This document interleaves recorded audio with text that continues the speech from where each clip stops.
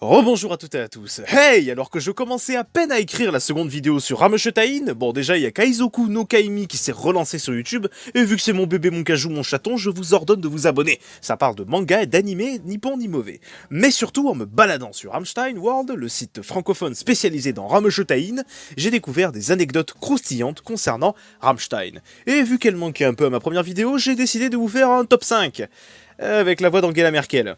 Ne me remerciez pas. Les 4 faits paranormaux et incroyables concernant Rammstein. Numéro 4. Afin d'être chanteur de métal, Till Lindemann était un batteur dans un groupe qui s'appelait First Art.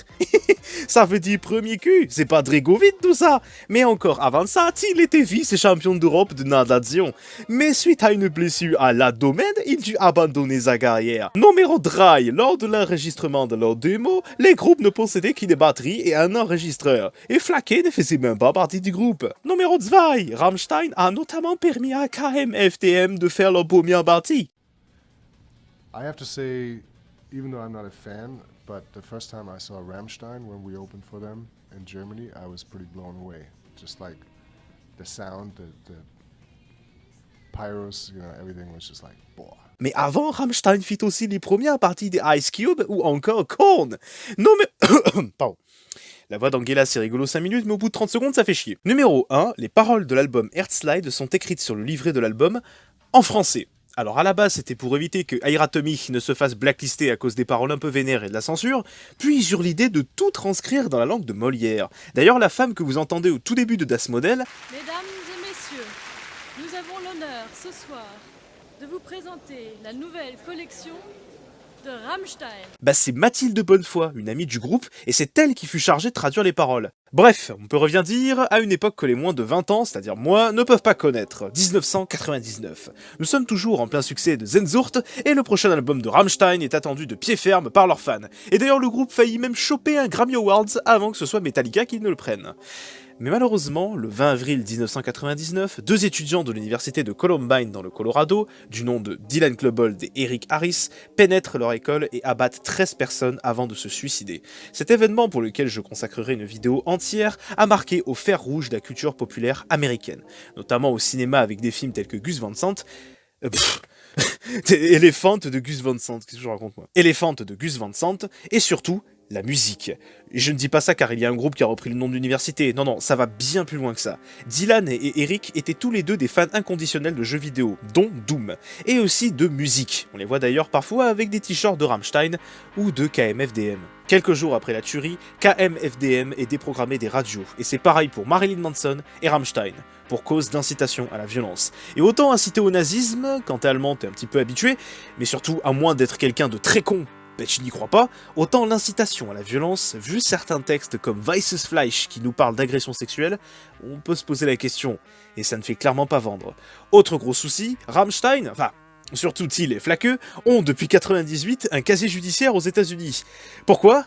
À cause de ce concert.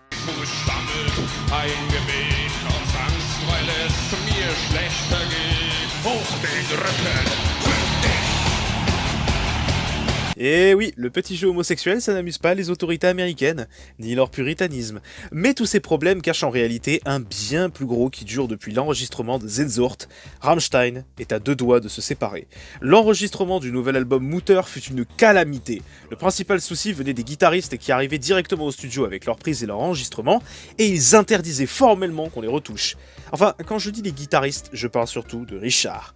Voici ce que dit Christophe. Nous étions arrivés à un point où il était impossible de mentionner le nom de Richard sans y adjoindre « Enculé » ou « Connard ». Dès qu'il s'agissait de musique, Richard était la dernière personne dont nous voulions parler. Il avait besoin d'une bonne leçon.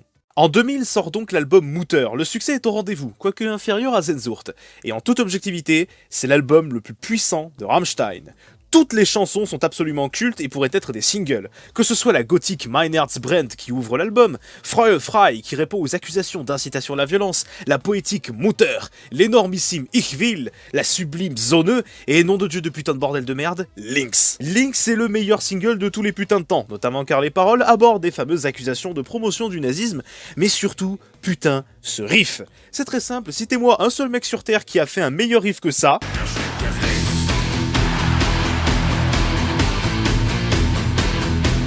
Et je vous dirais que c'est un... menteur, pharisien.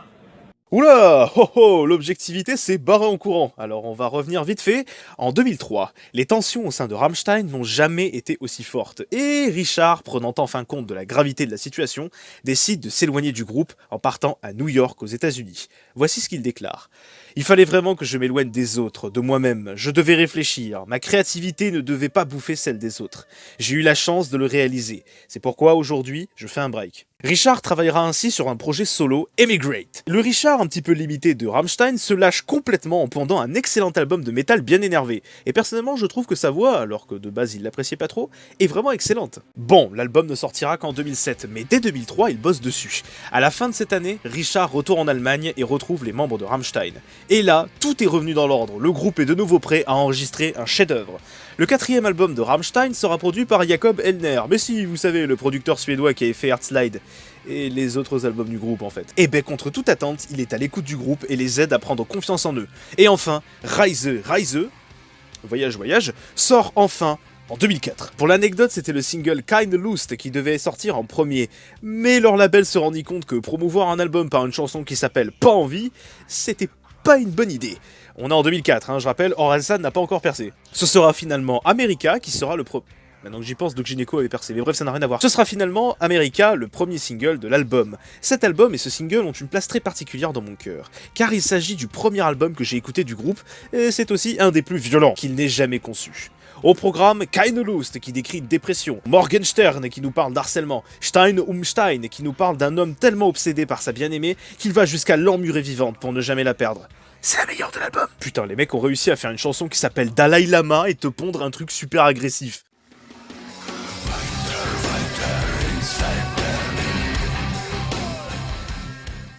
Mais comment parler de Reise sans parler de Mantile, probablement la chanson la plus violente du groupe. Parlant d'un homme ayant rencontré un gentil monsieur, lui a fait l'amour et l'a tué puis découpé et dévoré. Et le pire, c'est que cette histoire est vraie. Armin Meiwes, rien à voir avec celui de Shingeki no Kyojin, a effectivement rencontré un homme du nom de Armando Brandes. Et sous son consentement, il l'a tué et dévoré, le tout filmé en VHS. Et je crois que le plus drôle, c'est qu'il est né à Essen, qui veut dire littéralement faim en allemand. Et depuis mai 2020, il a eu l'autorisation de se balader. Ah oui, et il a porté plainte contre Rammstein, pour ne pas avoir donné l'autorisation au groupe de parler de son histoire. Frère, t'as un des meilleurs groupes de toute la planète qui te pond en morceaux sur toi, la moindre des choses, c'est au moins de les remercier. Et le plus drôle, c'est que malgré la violence de cet album, il parvient quand même à s'arrêter sur 2 chansons mignonnes, On Dich et Amour, qui sont toute gentille comparée à tout le reste de l'album. Bref, Rammstein est de retour, et il enregistre et compose de plus en plus. Et c'est entre 2007 et 2010 que vont sortir les albums les plus controversés de Rammstein, Rosenrot et Liebe ist für alle da. Je n'oublie pas bien évidemment de mentionner leur tournée aux arènes de Nîmes sous le nom de Volkeball, qui déchire sa race. Et pour les avoir vus, aux arènes de Nîmes, pas en 2004, je peux vous assurer que c'était vraiment génialissime. Alors, pourquoi ces albums sont-ils controversés? Non pas à cause de la provoque, bien sûr. Commençons d'abord par Rosenrot, avec des thèmes très cool, comme l'homosexualité dans Man gegen Mann, la guerre en Irak avec Zerstoren, et le suicide avec Spring. D'ailleurs, je pense très sincèrement que c'est une parodie de la chanson Spring nicht des Tokyo Hotel. Et on retrouve aussi le sadomasochisme, le sexe avec Ich du Dirve et Pussy... Attends, mais ça ils l'ont déjà abordé, non? Et oui, le principal problème de Rosenrot, et ça peut se comprendre après 4 albums, c'est le manque d'originalité, que ce soit dans la forme, la pochette de l'album étant totalement repompée sur la version japonaise de Reise, ou bien dans le fond avec un rythme totalement repompé dans Feuer und Wasser à un groupe qui... ok d'accord, on va juste l'appeler EN, ça ira plus vite.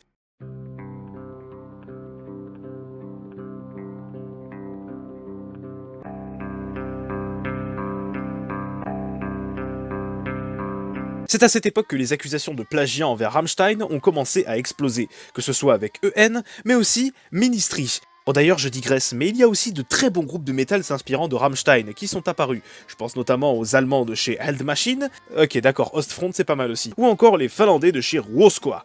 D'ailleurs Thiel fera l'éloge d'un de leurs singles.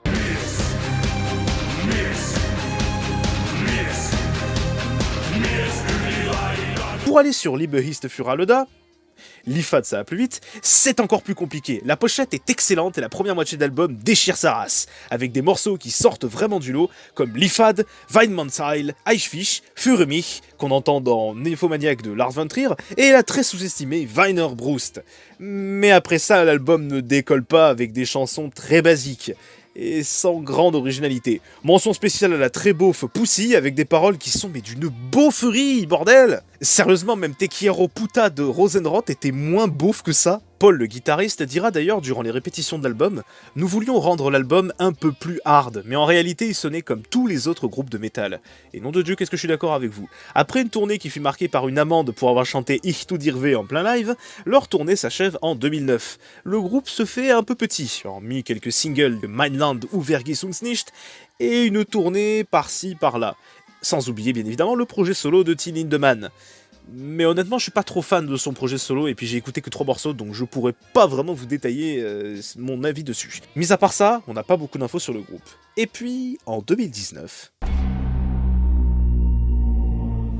Rammstein est de retour avec un clip monstrueux, Deutschland, et une excellente mise en scène. N'oublions pas la fameuse polémique, lorsqu'une ancienne présidente d'une organisation pour la protection des juifs péta un câble lorsqu'elle vit les membres du groupe déguisés en prisonniers de camps de concentration. Je suis presque sûr que Rammstein a dû envoyer une lettre la remerciant pour la pub gratuite. Je m'en souviens, on en parlait jusqu'à mon lycée. Bref, après ça, sortit enfin le 7e album de Rammstein qui s'appelle... Ok, il a pas de nom. Bon, alors on va lui donner un nom totalement au hasard. Das Weißes Album. Ouais, c'est pas mal. Donc, Das Weißes Album, enregistré en France, c'est un retour triomphant pour le groupe avec des thèmes qui varient enfin. Que ce soit les écoutes illégales des Allemands de l'Est à l'Ouest, avec Radio, la pédophilie avec l'incroyable Hallo Mann, le tourisme sexuel avec Ausländer, et le patriotisme avec Deutschland. Bon, il y a bien sexe dans l'originalité à remettre en question, mais pour sa défense, le riff déchire. Et voilà, voici l'histoire du groupe ayant vendu le plus de morceaux en langue allemande. 20 millions d'exemplaires. C'est pas rien. Que peut-on... Quoi? J'ai oublié un membre du groupe? Comment ça? Ah oui, le bassiste! Bon alors, faut que je trouve une vanne de merde sur le bassiste pour justifier le fait que je l'ai volontairement dégagé. Alors, on va dire qu'il est pas payé, non ça c'est trop fait. Il a pas de copine, ça aussi. Il a pas de médiator, ok. Il joue une seule note, il a pas de copine. Ah oui, je n'ai retenu aucune note de son taf en 20 pages de script. Voilà. Bref, que retenir de Rammstein? Rammstein est un groupe qui a su affronter les épreuves les plus difficiles et a fini par trouver un moyen de se relever malgré tout. C'est beau l'amitié, putain de merde. Pour ce qui est de l'actualité du groupe, après avoir notamment fait une série de concerts aux États-Unis, Rammstein a annoncé travailler sur des morceaux pendant le confinement. Ah oui, et Till n'a pas chopé le Covid. Et on a aussi eu un remaster de l'album Airslide pour ses 25 ans. Ouf, c'était une sacrée histoire, hein. C'est la fin de cette grosse aventure entre moi et Rammstein. Je vous donne donc rendez-vous sur ma chaîne principale et aussi sur ma chaîne secondaire où j'essaierai de faire des lives de temps en temps. D'ailleurs, je ferai un live débrief sur cette vidéo d'ici peut-être vendredi ou mercredi, je ne sais pas. On va rigoler, amusez-vous bien, ciao.